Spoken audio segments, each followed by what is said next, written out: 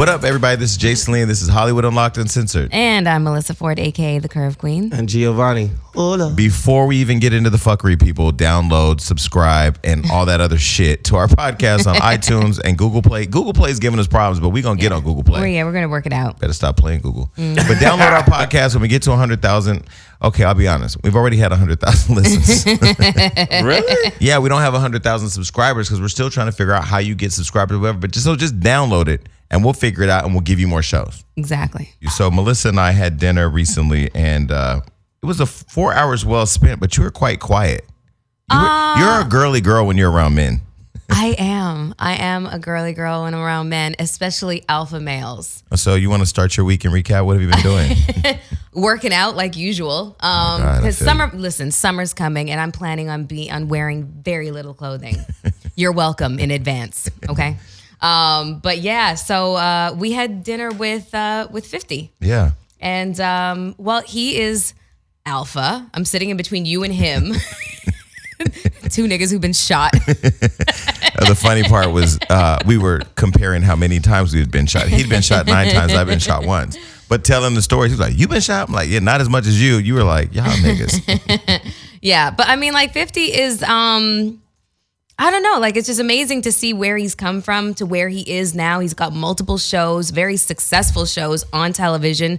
He's turned himself into a full-fledged movie star. You know, when you're sitting next to somebody like that who has that kind of success, you kind of get quiet and take notes. Yeah. You know what I mean? I've known him for a really long time, too. Okay, well, how about I didn't understand your guys' relationship? So let me just paint the picture.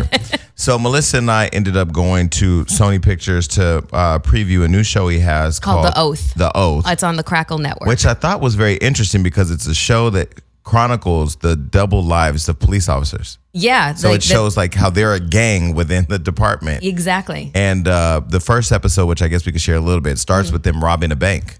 So they're dressed up as bank robbers, and then they run out. The police pull up, and they run and jump in a police car, and they take off their outfits, and then they have their police uniforms on after. It's so crazy. That's dope. The only thing I didn't like, which 50 said he didn't like too, was that the damn cameras were shaking so much. Yeah, it was a very, if anybody's ever seen the movie Heat, and if you're too young to know about that movie, you need to go see that movie because it was the first time. You said that at dinner, and honestly, now that I think about it, it's the same thing. It is because it was Michael Mann directed the movie Heat, and he has this particular style. Same with Miami Vice when Jamie Foxx was in it. He has a particular style of like it's very unsteady cam. What's that disease when you shake really hard? Parkinson's? I thought somebody holding the camera. No. So I mean, because I'm all for like people with disabilities having jobs, so I thought maybe they put a new guy in. No, it's a particular style of of filmmaking. So 50 was saying that it was making him dizzy, but I was saying if you have never seen Heat, it's the first time that Al Pacino and Robert De Niro were ever on camera together. Film. Oh my God, it's so amazing. It came up in like 1996. Did you ever try to count how many bullets they used in that movie? Because they literally shot 1 million bullets. There's a fact. There's a bank robber scene in that movie. It is like oh my God, that scene is so fantastic. But there's like a fact as to how many bullets were used. I'll find out. I'll figure it out. I'll Google it. Yeah. But the dinner with 50, so me and Melissa are sitting there at the bar. We go to Boa Steakhouse in here in Beverly Hills. Pretty nice little swanky place. So we get in, we're sitting by the bar, we're waiting, and I see 50 walking up with no security, no driver, no friends, just by himself strolling up, and he comes in, and so I didn't know that you guys knew each other like that. And so he comes and, bullies his way in between Melissa and I. And he's sitting next to Melissa, and they're talking about being at the movie theater. I'm like, what the fuck is going on? So apparently they're already friends. But yeah, we had a great dinner, and what I loved about it was the 4 hours that we spent just peeling back the layers of who he is publicly and getting to like, how did you come up with power? And him describing how he, told the writer of Power to make him the most evil person on TV and talked about the scenes. It's just really good to see that, you can start off as a rapper, you can then invest in water, vitamin water, you can then go over here and do music, film, you could do television, you could do fashion. He literally is doing it all. And I'm not going to say everything he said about his online antics because I asked him about the Diddy bullying. I asked him about the Rick Ross stuff. And he has really interesting answers to that. But we'll save that for when he comes on the show if he ever comes on. Yeah, he said he was going to. I believe him. Come on the show. Yeah, I have a million questions. You know, I didn't ask him if I was going to get on. You know, I was going to. Okay, so I told Melissa, I'm asking him if I can get on Power. And then he didn't. I didn't because I was a little intimidated to ask the question, you know, because it was the first time I'd had dinner with him. So, Yeah. but I'm telling you, I'm on some new shit now. Nick Cannon has opened up this new thing for me where I'm just going to keep asking for things that I have no real talent in. I say closed mouths don't get fed. Well, shit, I got an interesting story about 50. That would have been really nice. I didn't give a damn about the show. I would have loved to have been at that dinner because I got a story about 50 like that going back to if you don't ask, you don't know. I was at Playhouse and I specifically went to give him my resume and my headshot. In Playhouse? Let me get to that. I get in there and I'm in the section. His security guard is kicking my ass all out the section. 50 sees it. He said, no. Let me in. I came up. I was like, yo, bro, I need to be on Power. He was like, yo, give me your number. We talked for half a second, and then that was it. So that would have been a good reminder seeing him that night. So, well, first of all, I think that anybody who wants to do anything should always just take a shot because Sure, you never know. If you don't do it, I mean, I'm a living testimony. If I can get on Wild 'N Out and not be a comic, an improv artist, whatever the fuck that's called, a singer, rapper, dancer, and excel. By the way, I think I was probably the best new person this season. When is that air? I think in June, but I heard they got greenlit for season 12 in Atlanta. Wow. So we might have to go on the road. I don't know about that. I don't know. Not know Atlanta. Y'all don't want to come to Atlanta? No, I'm good. Why? Fuck with Atlanta, but I don't fuck with T.S. Atlanta. Madison's in Atlanta. We're Yeah. gonna have a good Okay, time. then we're going. So let's talk about the T.S. Madison interview. What'd you think? Loved it. Yeah, new fan. I love her. I love her. She was amazing. And comedy. And listen, everyone's going to be like, Melissa's mouth was like in her fucking lap. Yes, it was. Half the shit she said, the story about the Puerto Rican, I had the full visual going and I just couldn't even breathe after that. Yeah, well, apparently neither could the Puerto Rican. But yeah, definitely made me want to go look at some Puerto Ricans because you know I'm still on the Dominicans. But we also had Michael Chai White last week, which I thought was a really refreshing Yeah, interview. a lot of people hit me up about that interview. Yeah. A good friend of mine, Roy Red, he reposted because he's a motivational speaker. And Roy Ray got abs. oh my God, how do you know that? I'm online. I am online. Online, Shut up, like Roy Red. I'm online. Like what's the place where you order all your shit from? Amazon. Yeah, but Michael J. White interview was very, very, very inspirational to myself. People were laughing at how I mixed up the AIDS scene from For Color Girls with the other movie. Listen, I literally drew a blank and just put them all together. By the way, that was really fucked up that she got AIDS. Yeah, like for Color Her Girls? cheating husband. I know. Was cheating with a man and gave her AIDS. I remember? know. It's awful. Only Tyler Perry could come up with that. It's awful. It is terrible. Okay. Speaking of Amazon, you know what I bought off of Amazon this just not too long ago? Something Last sexual. week? Oh wait, I'm not done with the 50 Cent dinner. Oh. So I'm sitting there with Melissa. What kind of Hold on. backtrack? So I'm sitting there with Melissa, and I'm sitting at an angle where 50 is right across from me. One of his writers is right here. Melissa's right here, but I can still see through the glass to the bar and the front door because I like to see everything happening and everything moving. So we're sitting there having dinner. Can you pan over to Melissa drinking her thing? So here we Drinking are coffee. having dinner. And It was a poppin' night in Boa. Matt Barnes walks in. Just boom, Matt Barnes. And so Matt is there, and yeah, the energy was really interesting at that moment. But it was good to see us all together. You know, all our friends. Yeah. He talked to 50 about his new project. Yeah, the Huey Newton project. Huey P. Newton. Huey P. Newton.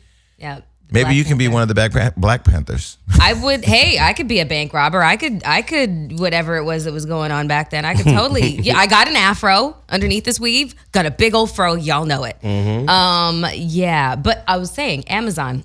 So I bought myself a pair of leg irons. What's What that? is that? Have you ever seen like a prisoner shuffle into the courtroom because he's got like handcuffs on his ankles? They're called leg irons. Oh, what you plan on doing with those? Shuffling your ass into a courtroom? What you doing with those? Not shuffling into a courtroom. Wait, so it's leg irons and you do what with them? Well- It's handcuffs for your ankles, pretty much. What the fuck you gonna do with that? Because he can't get between your legs if your feet are. I ordered 2 pairs. So what that mean? You gonna What in the debauchery party is going on? You connect one cuff to one ankle, and with the same chain, you connect it to the wrist. And then you put it where? Because beds don't have. And then you connect the other ankle to the other wrist with the other leg iron. Y'all playing fucking Twister. No, that's Y'all playing satanic Pretzel. Twister. I'll show you. I'll show you a picture later. No, what it looks like. No, Hollywood Unlocked is gonna go to your house with a camera, and you're gonna show us on camera. Yes. Side note, Gio, you didn't go and do one of your assignments. Don't say what. You were supposed to go on the red carpet of the transsexual I knew you was porn gonna say awards. that. And do one of my assignments. So I'm sitting at dinner with Melissa, and she was like, "You're really gonna have Gio go there?" I go, "Absolutely." And I absolutely did not go. Yeah, but it would have been great. So we're no longer using the tranny word. I'm not using that word because of T.S. Madison, but transgender. Yeah.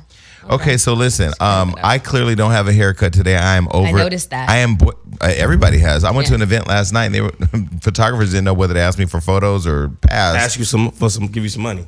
No, I got that, but I definitely didn't take photos because I don't have a haircut. And I'm gonna tell you why. I am on a, what do you call it when you're on a strike? Yeah. My barbers can't figure out what to do with my hairline. First they push it back, then they pull it forward, then it's this, that. And what it does is it creates this whole online campaign. So I have a new product that I'm using, Hims. Have you heard of Hims? Yes, I have heard of Hims. No, you haven't. Yes, I have. Tell me about it. First of all, Hims, we already know by the age of 35, 66% of men are losing their hair. Like me. I don't think a lot of people knew that. Well, wait, you're losing your hair? Yeah, no, That not means that me. bald spot. No, I don't. Well, I'm 40 years old, and my hair is thin in some places. Well, in the back, I got a little scar because I got hit in the head by a transsexual. But other than that, I mean, my hair, your hair does thin somewhat, and so yeah, and I guess that's right. Let me tell you what. Can I just say what is really sad about when you guys start to age? Sure. Okay, it's just the hair loss. Okay, some of you have really nice baldies. Okay, cool, no problem. But the testosterone, like it just starts to decrease, and you just don't get those rock hard, boners anymore. Yeah, but there's pills for that, and just like pills for the dick, there are products for the hair. So do you want to finish, Gio? Well, I got a friend. I'm not gonna say his name, but he's a little younger than me, and he never takes off his hat. Like no matter where he is. Neo? No, if he can't go in with a hat, he doesn't like to take it off. So that's fucked up. So thanks to science, baldness can be optional with Hims. Okay, so this is great. You don't have to have no snake oil pills, no gas station counter supplements, no waiting rooms, no awkward doctor visits. Well, first of all, who is going to go to the gas station to buy a pill to get their hair done? Just like they go to get Viagra, they go and get hair pills. A whole lot of people buying shit out of the gas station. Mm-hmm. Yes. But listen, there are fake weed. People were dying off that shit. And there's a lot of stuff out there. There's a lot of stuff out there. Like there's temporary stuff like topics. I'll go to my okay. So if you ever see guys with like that perfectly painted on hairline, that's not the other stuff they use to paint. But there's topics that are hair fibers, right? Yeah. So that's one thing. Yeah. But the only thing with that is that when you go and take a shower, it rinses right out. Yeah. So Hims is a more permanent solution to, I think, those challenges. And as we get older, especially when you're in front of a camera, you want to be able to make sure that because see, Neo said, fuck it, I'm just going to shave all this shit off. Mm-hmm. Sometimes you got to let it go. Like I'm telling my friend, just to let it go, all right? And Hims, it connects you with real doctors with medical grade solutions to treat hair loss, all right? And products are shipped right to your door. Mm-hmm. Really? Yeah. Well, I have a nice little doorman, so ship them on right on. So, Melissa, how can people get it, or what? Because we like giving out things to our fans. There's somebody sitting around with 2 patches and missing them right now in their hair. Their girl is out having sex with somebody else, and we want to make sure that show woman finds her way home. So first, we're gonna tell them how they can get this product and try it out, and then we're gonna tell them how to get the little blue pill so the little wee wee can keep going. Yes, please keep your wee wee going. Our listeners can get a trial month of Hims for just $5 today right now while supplies last. You just have to log onto their website for full details. This would cost you hundreds if you went to the doctor or the pharmacy. So just go to hims.com/unlocked. That's for Hims. FORHIMS.com/unlocked. Yeah. For Hims.com/unlocked. It's amazing. So unlock those hair plugs, people. Go get Hims. Yeah. And if Hims is right, we're gonna figure out how to get hers. Yeah. When I see these commercials, I wonder, can women use it too? Some women got some testosterone in their brain, in their head. I mean, I feel what? Testosterone. What are you talking about? It's for men. So continue on. It's actually for him. It's a male. I think women are using the real BB Judy drops or some shit like that. I don't know. Everybody keeps talking about that girl. I don't know. I'm almost curious enough to want to find out, but I have edges, so they could be thicker. Well, also just so you know, for him is also they also focus on skincare and sexual wellness. Yes. So again, if your wee has problems, I think you can go to For Hims too, and they got something for him. Oh my God! How do you have that conversation? How do you have that conversation with your man when it's like? Well, I mean, it's the same conversation you have when your pussy smells.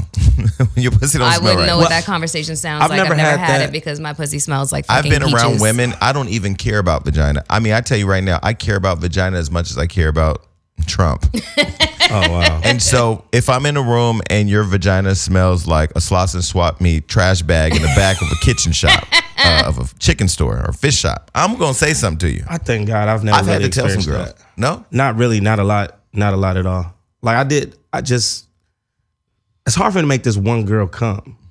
Mm-hmm. Wait, how did we get on that subject? We were talking about how did we get there? Because he said something about sexual wellness for men that Hims provide as well. Then I went to the error, what you just did. That was right. Yeah. Great. Go ahead. Okay. No, I'm just saying I haven't had the vagina smelling problem, but I'm having this urging. Are you having a problem making this girl come? And she's like, well, I just be right about to be there, but then you come. Well, why is she not coming? I don't know. She said she's never had an orgasm or came in her life. How old is she? Shit. 21. No. She like 23. Ain't nothing wrong with. Let me tell you something. Okay, this is a pivotal moment in my life that I'm going to reveal something. Okay, all the people that you guys see on my Instagrams, I'm not involved with all of them. The ones that I really, really like, you don't ever see them. There are people I'm involved with that I don't see, and some of them are young, 22, 23. I'm 40 years old. You can say whatever you want. I don't give a fuck. I like them young. I thought he's about to keep going down. 23, 22, 21. No, but shit, if I saw a 19-year-old one, I'd knock it off, and I wouldn't even care. Because what can you say? Oh, you old ass man. Yeah, they call me daddy. So what?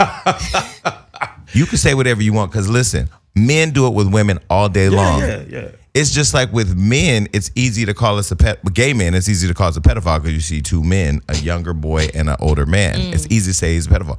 I think on one of our shows, I said a long time ago, I said when they come making up lies or when they come figure it out, they're going to say, oh, he's with young boy, he's a pedophile. I don't give a fuck about all that because I say everything. I tell all my business. I just don't tell you all the players. That part. Okay. Well, I still can't believe at the age of 23, she's never had an orgasm. I feel sorry for her. Yeah, well. I think I had my first orgasm at like 11. Oh, no way. Well, not having sex with somebody. Wait a minute. So you're sitting on your little bike. I don't want to sexualize the experience with your little fucking pigtails. How did this happen at 11 years old where you had an orgasm? I mean, no, I don't know. Kids experiment with their bodies and stuff like that. And what were you doing at 11 years old? Let me find out you was a freaky hoe at 11. And let me just say this before the male viewers. Grinding on pillows? Let me say this. Wait. Hold on. Back to Melissa. Hold on. What do you mean you were grinding on pillows? What were your... don't know. Like, something feels good. You just want to extend the feeling and see where it goes. And that's what happened. Well, I used to climb that tetherball pole. I told y'all. Oh, my God. I do want to say to the viewers, especially the guys that's saying like, oh, he ain't making the girl come. He ain't laying that dick. Oh, God. You sound like Bow Wow right now. He ain't laying the dick right. No, just some girls just don't come. I think some women that don't come based off physical, they probably more mental. And right now, I'm not nowhere near. What are walls like though? It's always mental. Man. Okay, calm down. He's describing her walls. Jesus Christ. He hasn't said anything. She's very, very, very, very, very petite. Very petite. Like small, thin to mint cookie. So my big old dick, unlike your ex. Oh my God. My big old 10-inch is going inside that little old poom poom feels so amazing. And just to see that hurt but pleasure on her face at the same time It's amazing. And then to look down and see that pussy creaming up. Fucking stop it. Fucking stop. And can I say that we don't ever want a visual of you laying atop a little girl with your penis in her. Ugh. What? Ugh. And you're uncircumcised too, which is the most disgusting Actually, I have a thing very in the penis world. penis, and send the Hollywood Unlocked cameras to my house. No. Only if we can catch T.S. Madison sliding out the back door. Pause. No pun intended. You know, the other day I posted on my Instagram that a photo of Craig Mack, rapper who started off on Bad Boy, Bad Boy's first artist, who launched the infamous brand back in the 90s. One of the most prolific rappers, I think, in terms of really steering the ship for where hip hop went in the 90s. Craig Mack died. And I posted on my Instagram. And I posted on my Instagram story saying that if you don't know this rapper, you don't know hip hop. Because Craig Mack, I will never forget, Queen Latifah used to have a record, Flavor Unit, which is her production company now, also used to be a record label management company. She managed Cool J, SWV, a ton of artists, Naughty by Nature. Anyway, Naughty by Nature was on tour with Puffy, Mary J. Blige, Craig Mack, 112, no, not 112, Jodeci. It was the craziest tour, hip hop tour ever. And I'll never forget meeting Craig Mack and Biggie and just watching the show from the stands as a fan. I mean, you're just like the energy. Even DMX back in the day in terms of hip hop. Those are rappers that this new generation just will never have and never be able to appreciate. But anyway, he died at 46 from heart failure. I know. I ain't gonna lie, I ain't never had much more motivation to go to the gym. So I took my ass right to Hino and really wanted to understand, like, how are these people dying so young? Listen, it's so funny. This past weekend, forgot to put this in my weekend recap. I just decided to, investigate how obesity might contribute to diseases like heart failure and cardiovascular disease and cancers and whatnot. So I actually watched a documentary on an obese person being, split down the middle and examined post-mortem. Heart failure is something that happens over time. And so even though Craig Mack wasn't overweight, I bet you anything, you split him down the middle, his insides were probably looking like chicken gizzards or something like that. You know what I'm saying? Like, it's just a bad way of living. Consistent bad eating, inconsistent, fitness regimen, possibly, drinking, because heart failure, there's a direct correlation to a liver that is suffering from cirrhosis or just fatty or whatnot. So it's like all these contributing factors lead to heart failure. It's not a heart attack. It is something that happens over time. So heart failure means the heart just stops. Yeah. It basically means that it just has been, the left ventricle, which pumps blood throughout the heart, just atrophies and gets very, very, very thin, paper thin, where it's supposed to be thick and like a muscle, and so basically what heart failure is it's something that has been progressive. It's happened over time. You've probably experienced heart palpitations. You've probably experienced shortness of breath. You've experienced things over time. It didn't happen all in one shot. So that's a wake-up call for everybody to understand that you have to take better care of yourself. You have to stop eating processed foods, which means food that comes out of boxes and packages and shit like that. You have to go to the produce counter. You have to, educate yourself on how to eat in a more healthy manner. You have to exercise. And even if that means just taking a walk, 30 minutes, and just not leisurely, add some speed to that, get your arms going or something like that, at least 3 days a week. You have to do this if you want any kind of longevity to your life. And you can reverse heart failure or just, you can start to reverse the effects of, what's, a foregone conclusion, basically dying at the age of 46, because 46 is just too young in this day and age. We're living to it's literally 5 years more for you and 6 more years for me. Exactly. Yeah. I couldn't imagine my life ending in 5 years from now due to something that could have been prevented. Exactly. So that's why I think it's one of the things that motivated me to get in with Hino. I mean, I ain't gonna lie, working out with Hino is not easy. It's hard as shit. It's really hard, but you feel so good afterwards. And then what I found too, today I'm in pain because I took yesterday off, but I'm going back to the gym today on my own. If you don't take days off, you'll actually feel okay. It's when you take that first 2 days, you just really feel like shit. But working out with him, I mean, it's really hard. He's pushing me. We haven't started boxing yet, but we've done all the running and the body weight stuff. But Yeah, I mean, when you think about Q from World Star and talking to him one night and then 12 hours later he's dead and dying from a heart attack. It's just really kind of crazy because all this shit comes out of nowhere. Right. And so Hino got me on this new meal plan stuff. Plus, I'm doing the Blue Apron. Just really trying to stay focused. But it's a lot of work to manage. Like, I'm supposed to be eating right now. Yeah. To manage that. And then, like, I want to go to Aruba this weekend. I'm thinking, well, how am I going to pack my food and get on a plane to go to Aruba? It's difficult. Like, I was following a specific diet when I went to Italy, the bulletproof diet. That did not work out for me over there. You know what I mean? Yeah. So you have to, kind of figure out how to, create some leeway for yourself and try to figure out what the healthiest option is. And the only way that you can do that is through educating yourself on how to eat properly. And the whole, eating every 2.5 to 3 hours, that stresses people out. It really does. What stresses people out is just you're being inundated with so much information. I mean, and also change, it has to be gradual because where I fail is that I will try to make change, but I'll try to make it all at one time. Okay, not drinking no more. Yeah. Eating 5 times a day. Working out 5 times a week. It's too much. It's just too much at once. And then when you don't see immediate results, because that's the world we live in, you just like, fuck it. Yeah. But it is, you really have to ask yourself, is your life, are you worth fighting for? Right. It's not just about the aesthetic. It's not about, for me, it's also about fashion. I want to go and buy a bunch of shit that I can't fit right now. But it's about, do I want to live to 50, 60, 70? 50 is right around the corner. Yeah. Yeah, it is. Damn, 50 is around the corner. Well, rest in peace, Craig Mack, man. Exactly. Like that was just so sad. That was so sad. And he, everybody was wondering why he wasn't a part of the Bad Boy tour that just happened recently. And it's been reported that he just really didn't want to be a part of it. Well, he had found God. He had found religion and spiritual. Exactly. But there was also word out that he was very close to putting out some new music. And then he passed away. Yeah, he did. I think he put it out last year. Well, anyway, rest in peace and shout out to Puffy and the whole Bad Boy family. I mean, I'm sure people were waiting online for Puffy to say something. He finally did. I mean, people grieve the way they grieve. You can't expect him to go out and put an announcement out right after he died. I mean, he needed a little bit. But Lorianne, I think we're posting on Hollywood Unlocked a little tribute she did to him dancing to Flavor in Your Ear coming out of her house. So anyway, another rapper that fell down was Bow Wow. I'm sorry. I see what you did there. It's called a transition. Melissa, you want to talk about it?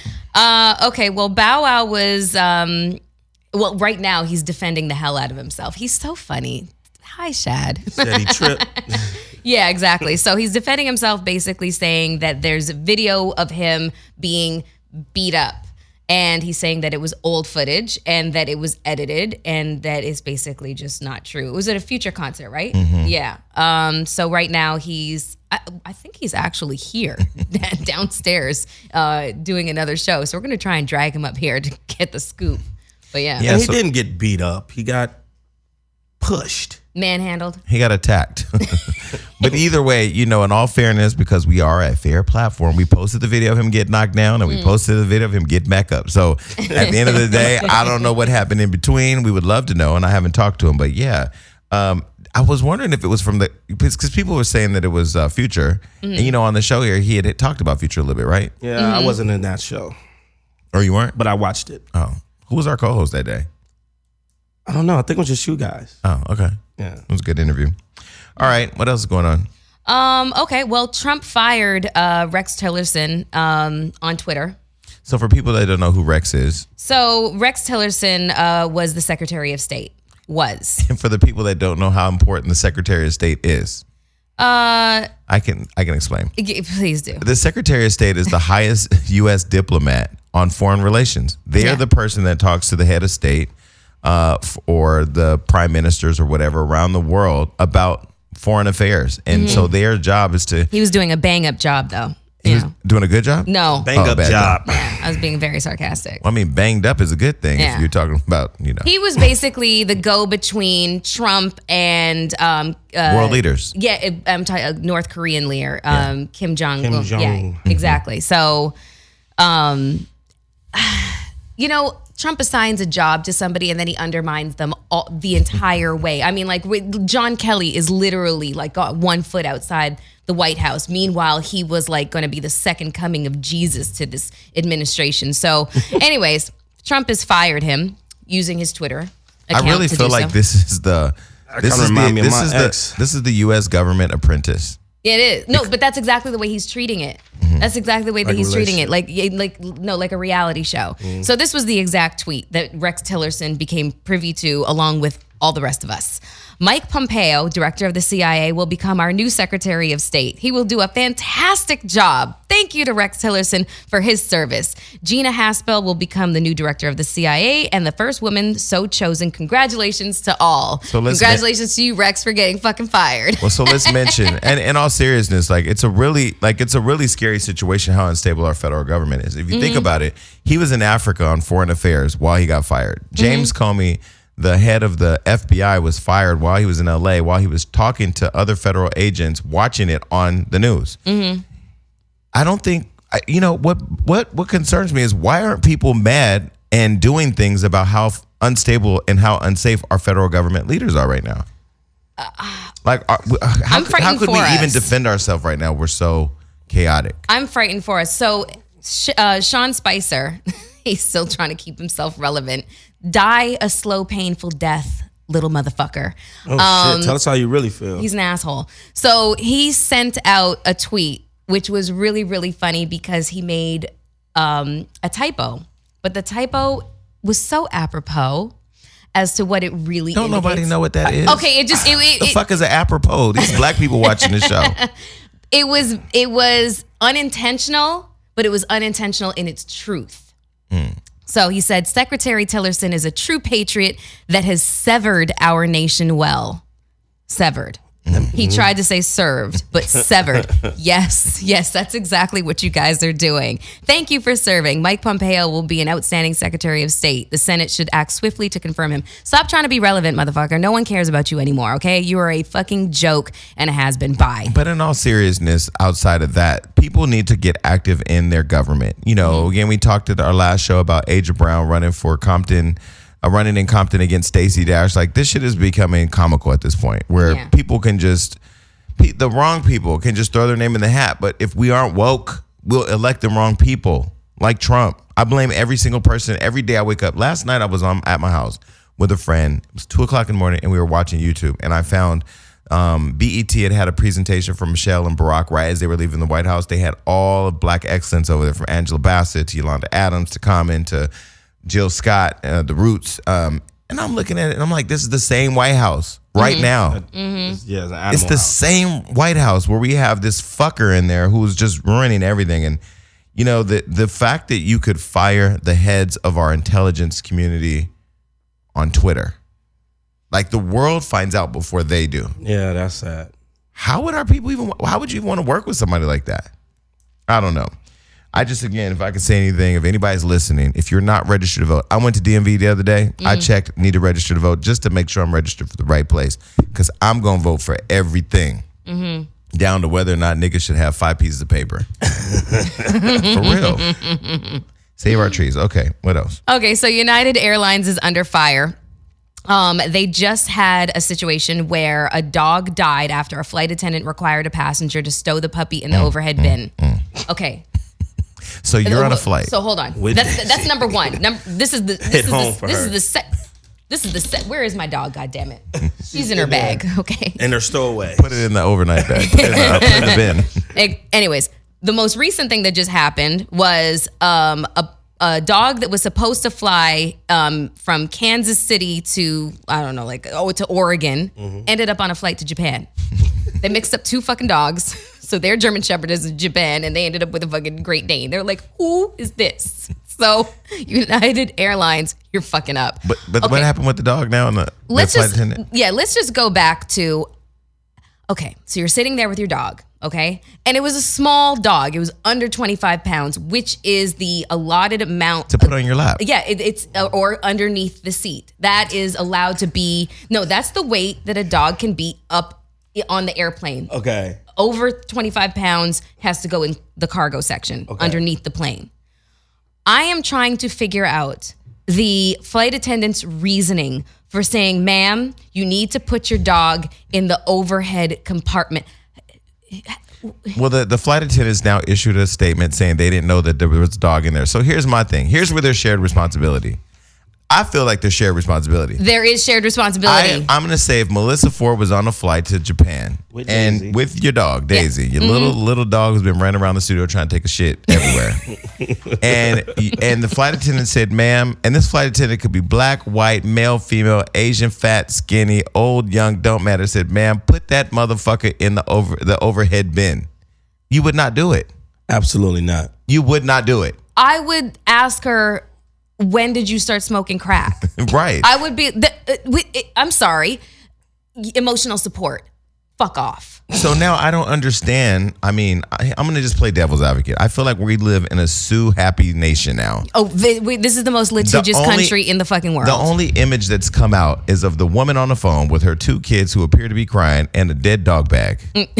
Now, I think it's fucked up that the dog is dead. And I'm a dog lover. I love dogs. I am a dog. I feel it. But why would you put your dog, when you were on the flight and you put your dog in the overhead bin and closed the door, did you not think for a minute, This dog about to die. Rover ain't supposed to be up So there? and I was waiting to hear, like this was a flight from like Singapore to Bali or like some foreign, country where there might have been like a language barrier or something. Nah, it was from Houston to motherfucking New York. How, Sway? How? So how did the dog die? What did it die from? Did they Probably say why? suffocated. Suffocation? The mother suffocated. It had no air up there.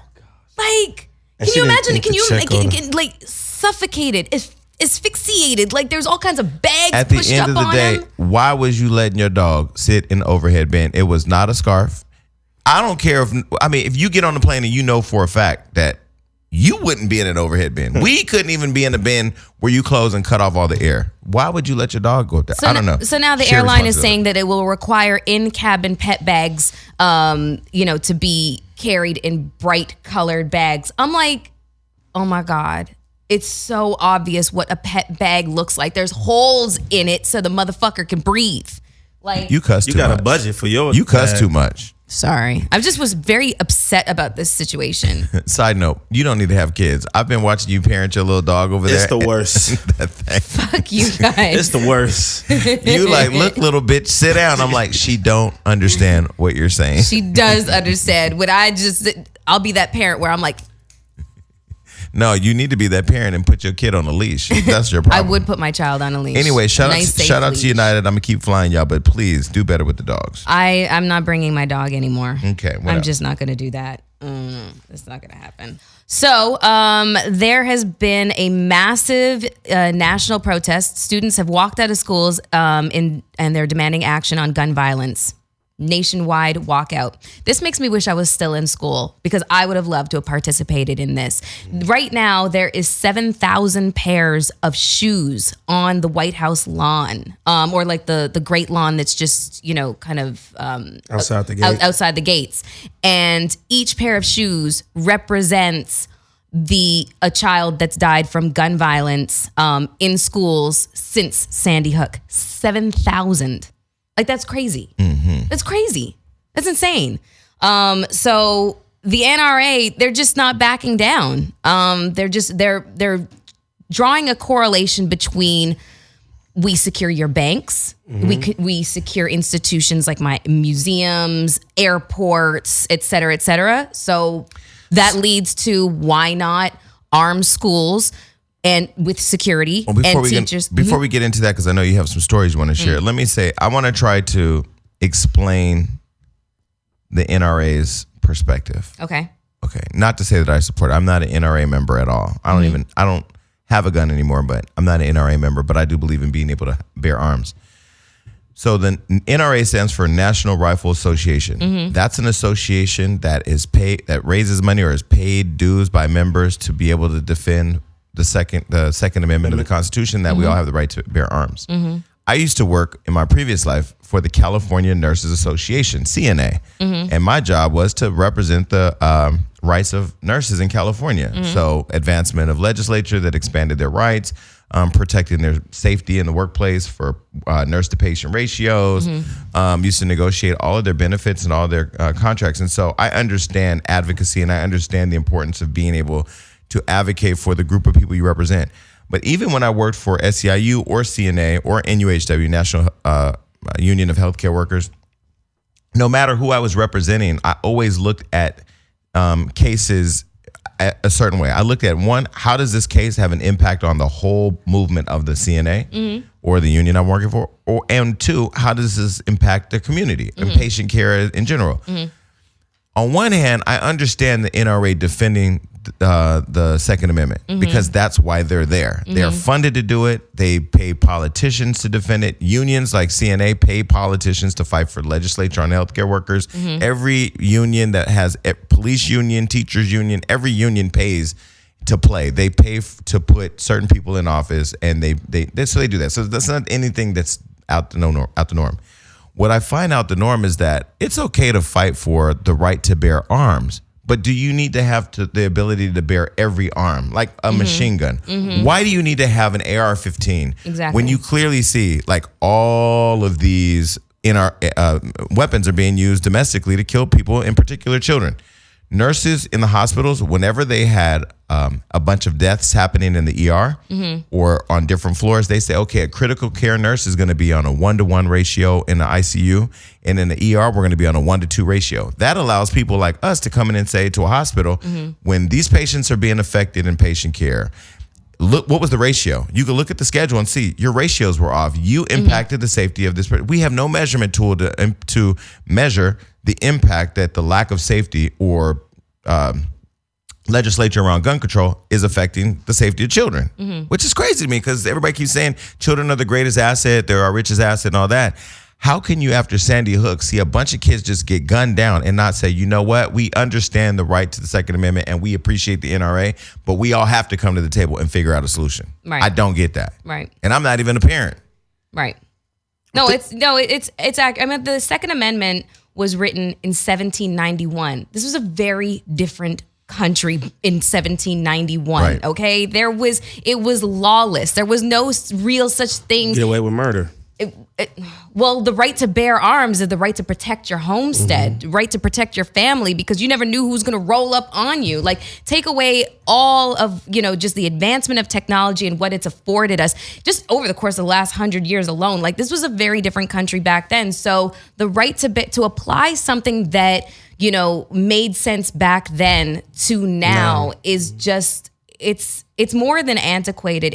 It's ludicrous. It doesn't make any sense. You're right about the, understandably, you want to be able to have the right to bear arms, but you don't need an AR-15. You don't need street sweepers. You don't need that shit. Who needs that shit? I would be terrified to have a gun in my house because I'd be afraid I'd use it, honestly. No, I swear to God. The reason why I got rid of my gun is not just because I have a bad temper, but I also had a drinking problem.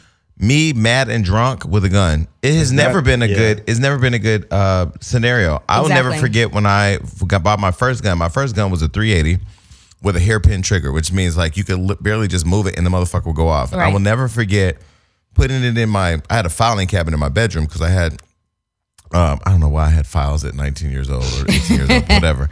So I remember my mom coming to my room and me pulling out the gun and showing her, and she was like, "Get that thing out of her house." But I could see how fearful she was of me having it.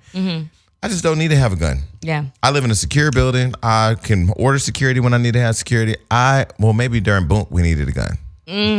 That part. So you do need a gun. I don't know. No, not but you don't need an AR-15. No, absolutely not. And I honestly feel like, and I'll just say it, I don't really feel like the kids matter because in the grand scheme of what people are fighting for, power and money, it has no bearing over that. No, it doesn't. Let it affect their pockets.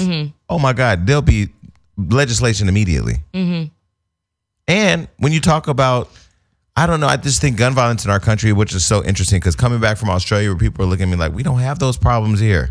We don't have gun violence in our country because they created legislature to ban it. Yeah. And it's so easy. Because it was after incidences like this, like the recent school shooting at Parkland, like Sandy Hook.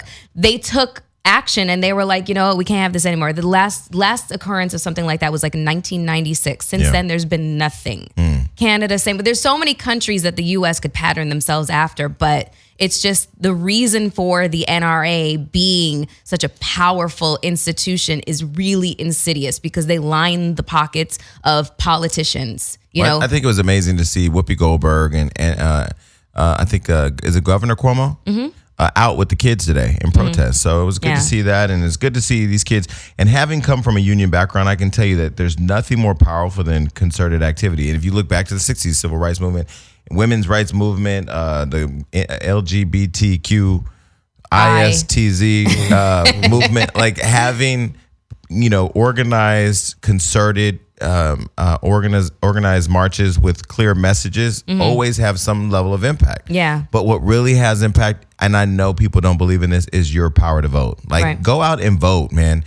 Right now I know Pennsylvania is getting ready to become a blue state, which it hasn't been blue in like hella years since 2002. Exactly. And last year or whenever Trump got into he was ahead by like 20 points or something. Exactly. Like that. Exactly.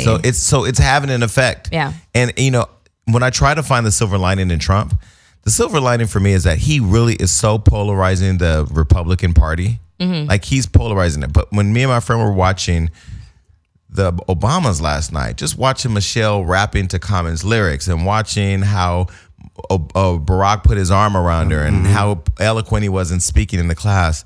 Regina Hall, she made a joke. She acted like she was crying. She said, "We ain't never gonna see this again."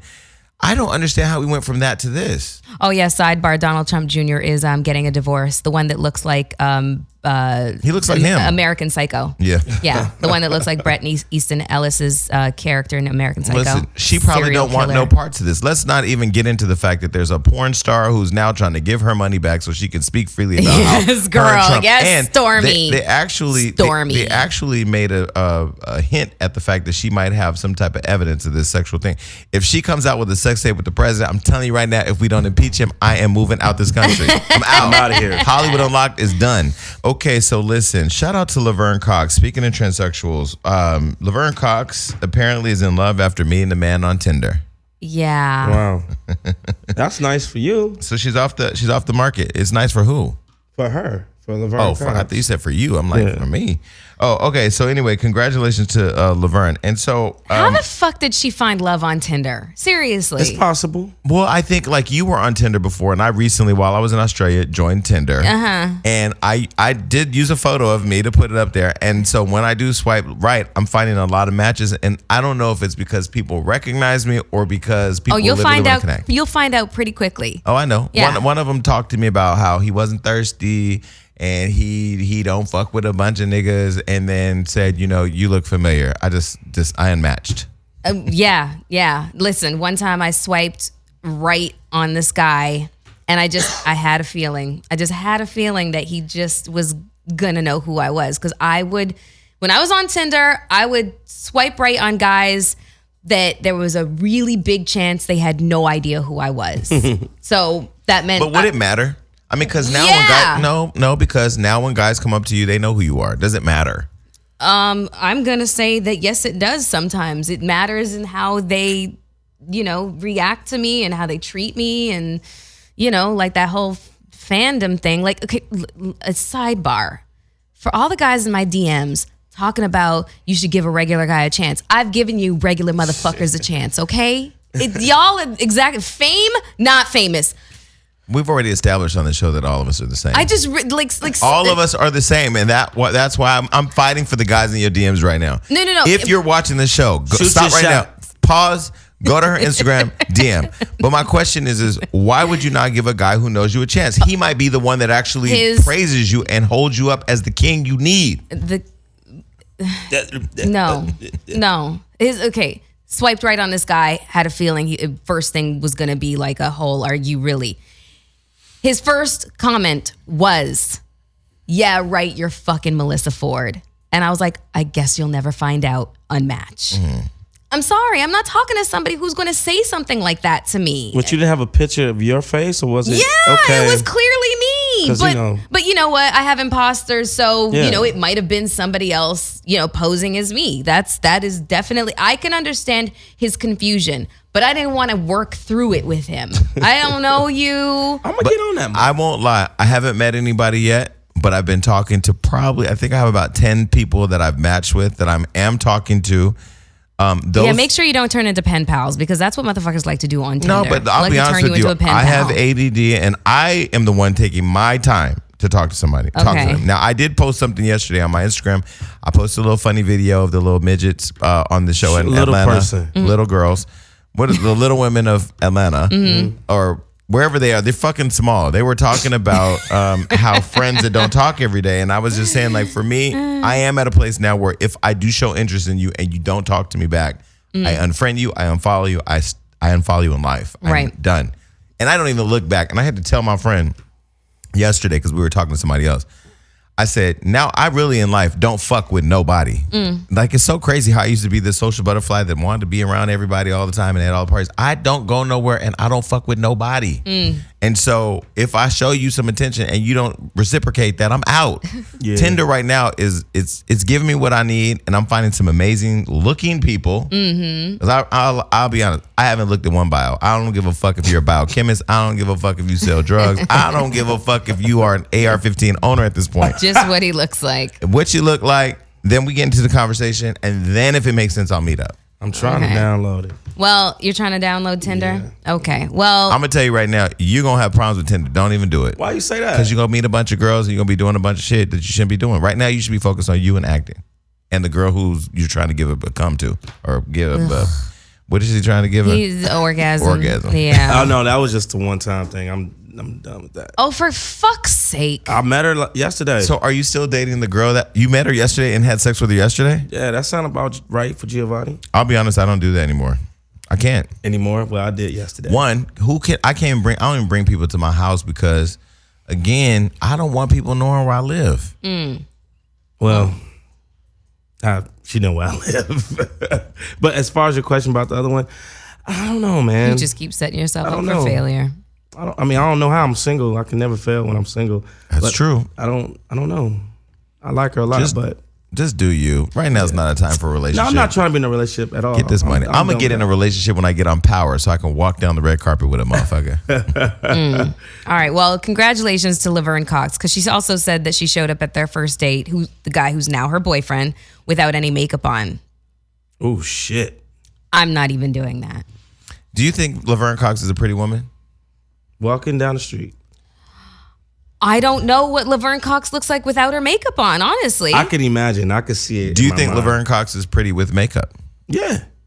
Yeah, I do. I mean, I watch Orange is the New Black, so I guess that would be Laverne without makeup. It's like makeup to look like you're not wearing makeup. Jason, no, Laverne Cox is pretty, and I'm just trying to start problems. I know, clearly.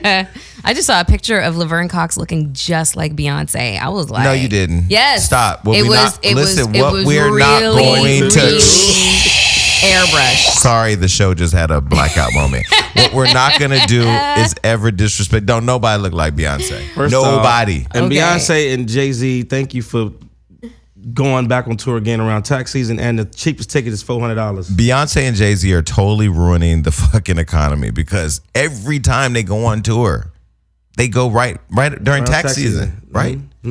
Are you gonna watch the show? I'm gonna go. I went to the first one. I didn't like it because it was cool. I don't want to see Jay-Z. I want to see Beyonce. Wow. That means they probably about to drop another album again. No, they're gonna do his album. They're gonna do her album. They're gonna do Lemonade and 444.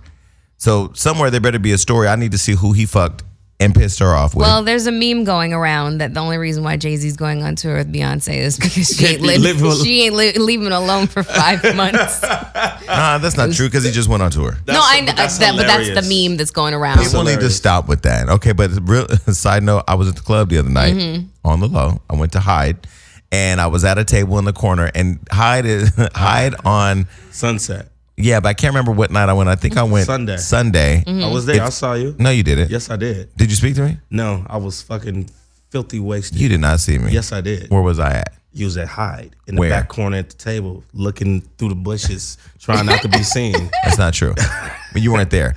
But I was there at Hyde in the corner table in the back, trying not to be seen in the back. But anyway, Julius, Beyonce's bodyguard, walks up to the table and reaches out and I shake his hand, whatever, and I look at him like in complete shock, like where Beyonce at? If you and he was like, she ain't here. I was like, okay. It's weird. Every time I see him off duty, it's weird to me. It's like she must just be at home, which is weird. Imagine that. I mean, no, because you don't think of Beyonce having days off. Yeah, she has 3 children. But yeah, shout out to him. I got his number, so I'm gonna build that friendship. So congratulations to Nas. Yes. It's looking like he's going to profit about $40 million from a doorbell company investment. Jesus. It's you know what? Smart. People got to think outside the box when it comes to investment. So let me just go over what he did. So Nas made an early investment in a doorbell security company called Ring.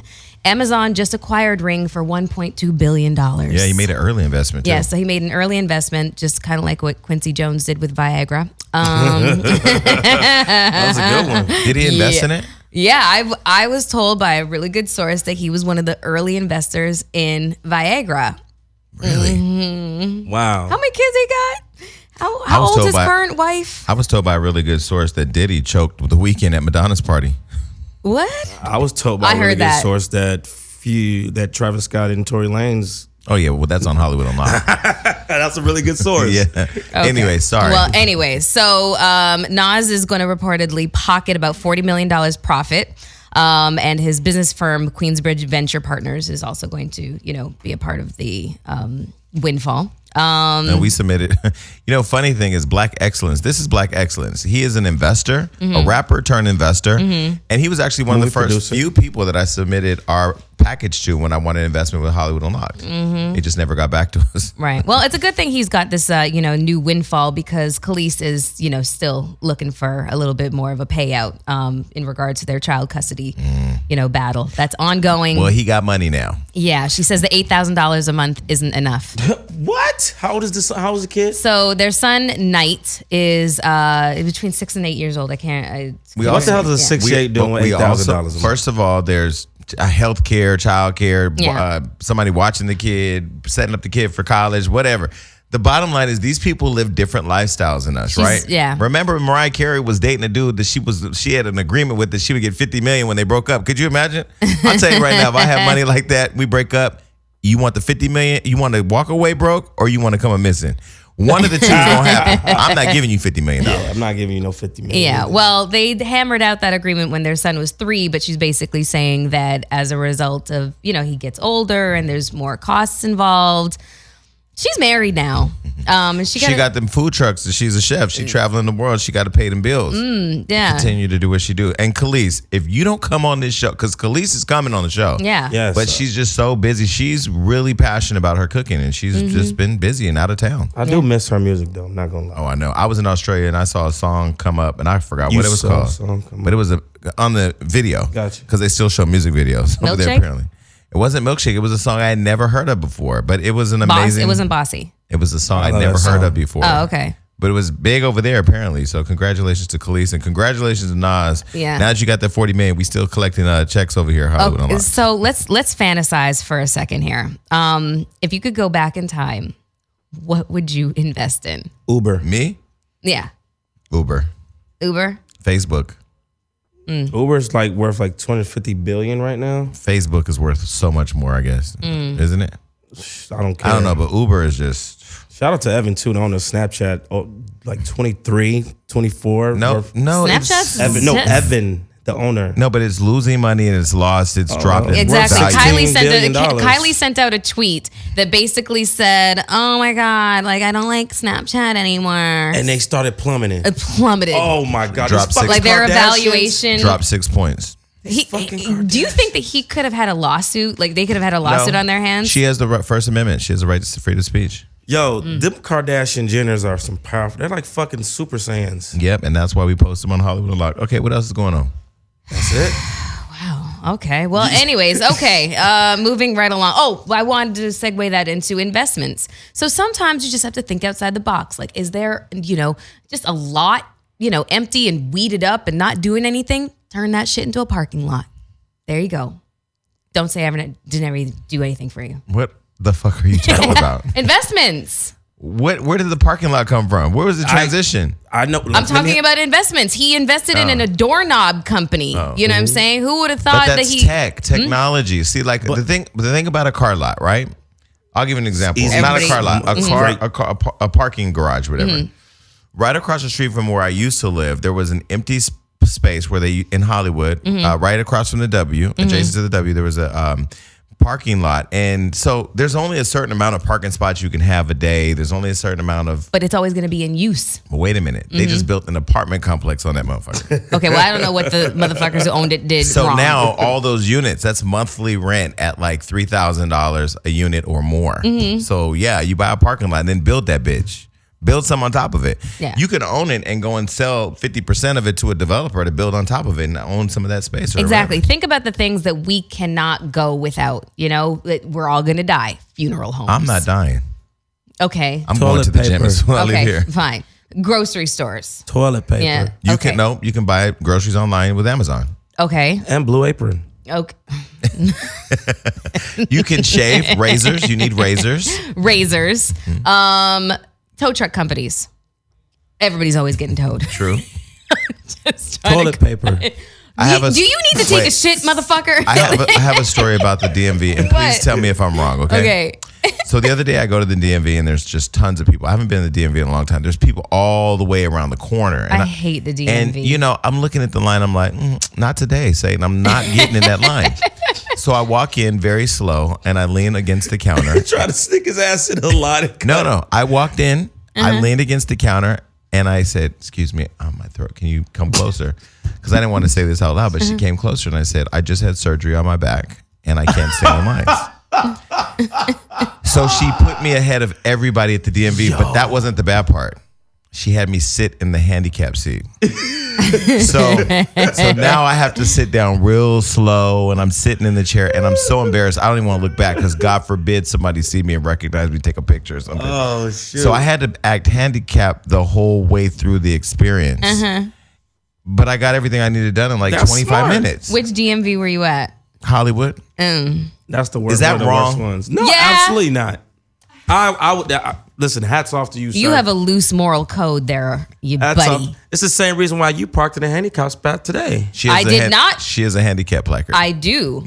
But How are you about that one? handicapped? I am. I got cataracts. When I you know what? Here's the deal. The reason why I asked the question, and you know what's so funny? Thank you for bringing that up because I was feeling judged by her. And I just got out the car, and I remember getting in the car and going, "Why is there a handicap placard in your windshield?" But you know, no, because Big ass truck. no, because Nene Leakes, and this is why I could never be on a show on Bravo because Nene Leakes is under fire by what's the blonde hair girl's name? Kim Zolciak? Kim Zolciak, because she was like, you parked in the handicap zone at the mall in your Bentley or your Rolls Royce.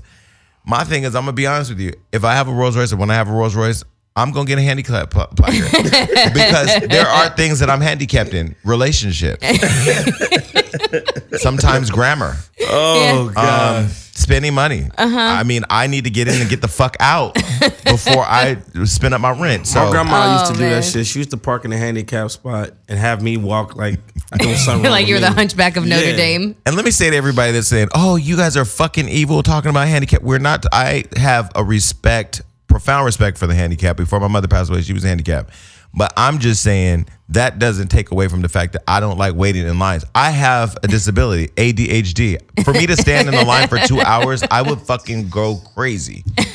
Yeah. So anyway, Okay, on that note, Lil Wayne and Birdman. there's a new man that I'm putting in my mouth, by the way. What? Your dentist. Thank you for the referral. That's hysterical. Oh, I love Derek. He's so awesome. His office sounds black. They even call him Dennis. It's multicultural. All right, because Oh, but he's the bomb. Okay. He's really the bomb. He really is the nicest he guy. gonna be in my mouth this Friday. Okay. Well, all right. Let me know how that goes.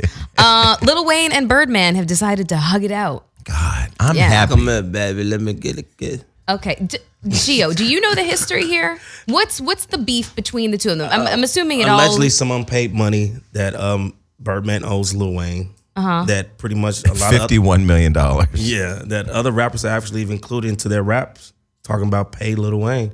So I So guess Birdman allegedly not only owes. that, one of the Carter albums was held back by Baby and not put out. Right. And so Wayne went on the attack. He ended up leaving. Remember, there was a whole shooting that happened as a result of the guy that went to prison who said he was hired by so-and-so to shoot a young thug. It was just a mess. So to see these two black men, these two rich black men come back together. Iconic man. Listen, I don't want to talk too much crazy about it because we got to put some respect on his name. I don't want him coming and telling us that. You know why I like Baby though? I'll be honest. You know why I like Baby? Every time you email him or text him, he responds right away. Okay. You been talking to Birdman? Yes. Have you been and Slim? I know people. Nick. Okay, this is what we not gonna do. We gonna stop acting like I'm not out in the streets. You told him to come on the show? No, when I was looking for investment for Hollywood Unlocked back in the day, I felt like Baby and Slim could have been one of the guys because they were filthy rich. So I called a couple friends and I said, "Give me Slim's number." They gave me Slim's number. I called him. Slim gave me Baby's number. I called Baby, and then Baby gave me his email address, and we've been talking. I mean, I can still reach out to him. I just don't have a reason to reach out to him. But I have a total respect for the Cash Money movement and all of that. Okay, well, even though they're trying to hug it out, the $51 million lawsuit is still intact. So that's $51 million. Jesus Christ. Did I tell y'all that I called Tiffany Haddish?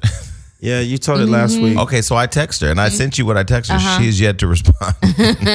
So I'm going to call her. Fuck it. I'm going to call her one more time. But anyway, that's all we have for today, folks. Yes. We're out. Yes. Peace. Bye, everybody.